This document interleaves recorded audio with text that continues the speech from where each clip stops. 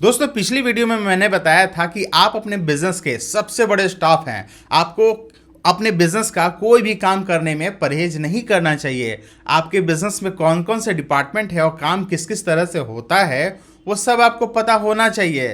करने के लिए आप भले आदमी रख लो, लेकिन वो काम कैसे हो रहा है उसकी आपको नॉलेज होनी चाहिए। अगर इमरजेंसी कभी आए तो आप अपने स्टाफ की हाथ बटा सको, ऐसा आप खुद को बना के रखना। और उस वीडियो में मैंने बताया था कि अपने बिजनेस का सबसे बड़ा स्टाफ होने का मतलब एक और है कि आप अपने बिजनेस में एक सैलरी फिक्स करो। आप अपने बिजनेस में एक सैलरी फिक्स करो। आप एक सैलरी लो हर महीने। ये नहीं कि जो बिजनेस में पैसे आ रहे हैं वो मेरा हो गया और उस पैसे को मैं जहां खर्च करना चाहूं वहां करूं, जैसे चाहूं वैसे करूं। ऐसा नहीं।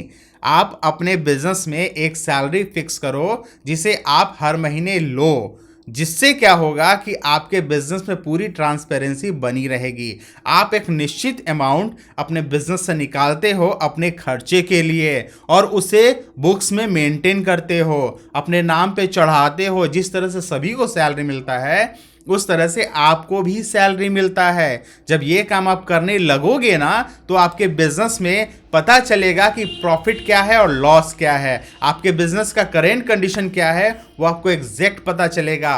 1 रुपया कहाँ खर्च हो रहा है, कहाँ आपने पैसे लगाए हैं, किनके पैसे ड्यूज हैं, किन्हें पैसे देने हैं, ये सारी चीज़ें आपको क्लियर पता चलेंगी। आपका वर्तमान में आपका बिजनेस किस स्टेज में है वो पता चलेगा। तो दोस्तों जब भी आप बिजनेस करो ना तो अपने बिजनेस में आप भले मालिक हो, आपने सब कुछ बनाया, सब कुछ लगाया, लेकिन एक सैलरी फिक्स करो।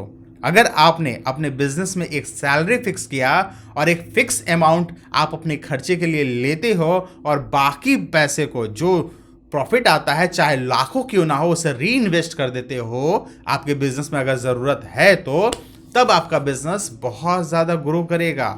और अगर आपने गलती से उन सारे पैसे को जो आपके पास आते हैं अकाउंट में आप उन्हें अपना समझ लेते हो तो कभी वेकेशन पे निकल जाओगे, कभी अच्छे कपड़े खरीद लोगे, कभी कोई गाड़ी खरीद लोगे, कभी आपके बच्चों ने मांगा तो उन्हें पैसे दे दोगे, कभी आपकी पत्नी ने मांगा कि मुझे एक हार दिला दीजिए तो आप उन्हें हार दिला दोगे, कभी झुमका मांगा झुमका दिला दीजिए, कभी आपके दोस्त ने बोला भाई मुझे कुछ पैसे उधार दे दे, उन्हें दे दिए, कोई प्लॉट नज़र आया आप उसमें ले लिए। तो आपका बिजनेस तो ऐसे ऐसे डोलने लगेगा और कब गोते लगा लेगा नीचे आपको पता भी नहीं चलेगा।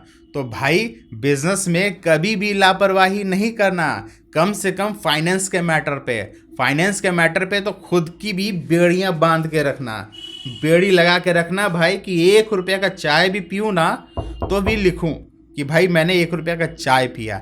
इससे होगा क्या, बिजनेस तुम्हारा है, तुम चाहे तो कुछ भी खर्च करो। इससे होगा ये कि एक फाइनेंशियल डिसिप्लिन बनेगी। आपके बिजनेस में क्या उतार चढ़ाव हो रहा है ये क्लियर दिखेगा। आप जब खुद को बांध के रखोगे तो आप अपने स्टाफ को भी बांध के रखोगे, आप अपने कस्टमर को भी बांध करके रखोगे। किस कस्टमर के पास कितने दिन से पैसे ड्यूज हैं आप ये ध्यान दोगे, किसके पैसे देने हैं आप ये भी ध्यान दोगे। अगर आपने खुद को बांध करके नहीं रखा अपने बिजनेस में तो आपका बिजनेस नहीं बंधा रहेगा, वो भी पूरा ढीला शीला चलेगा। तो आपका बिजनेस आपको खूब ज़्यादा तरक्की कराए, प्रॉफिट कराए, इसके लिए आप अपने बिजनेस के चीफ स्टाफ बने रहो। सबसे बड़े स्टाफ जो एक सैलरी लेता है उसे बिजनेस के प्रॉफिट से मतलब नहीं है। बिजनेस को ग्रो कराना उसका मकसद है और उस ऑफिस में या फिर उस बिजनेस में बाकी लोग जो भी हैं वो भी आपको बराबर का समझेंगे कि भाई ये भी हमारे जो बॉस हैं सैलरी लेते हैं और मैं भी सैलरी लेता हूँ। आप बोल सकते हैं कि मैं इस ऑफिस में काम करता हूँ, इस बिज़नेस में काम करता हूँ तो मैं सैलरी लेता हूँ, मैं ईमानदारी से मेहनत करता हूँ तो मैं सैलरी लेता हूँ। तो तुम्हें भी ईमानदारी से मेहनत करनी चाहिए क्योंकि तुम भी सैलरी लेते हो। कोई वहाँ पे मालिक नहीं है, कोई वहाँ पे स्टाफ नहीं है, सभी उस बिज़नेस की तरक्की के लिए मेहनत कर रहे हैं। जब ऐसी भावना किसी बिज़नेस में आ जाए तो बिज़नेस तो तरक्की करेगा ही करेगा।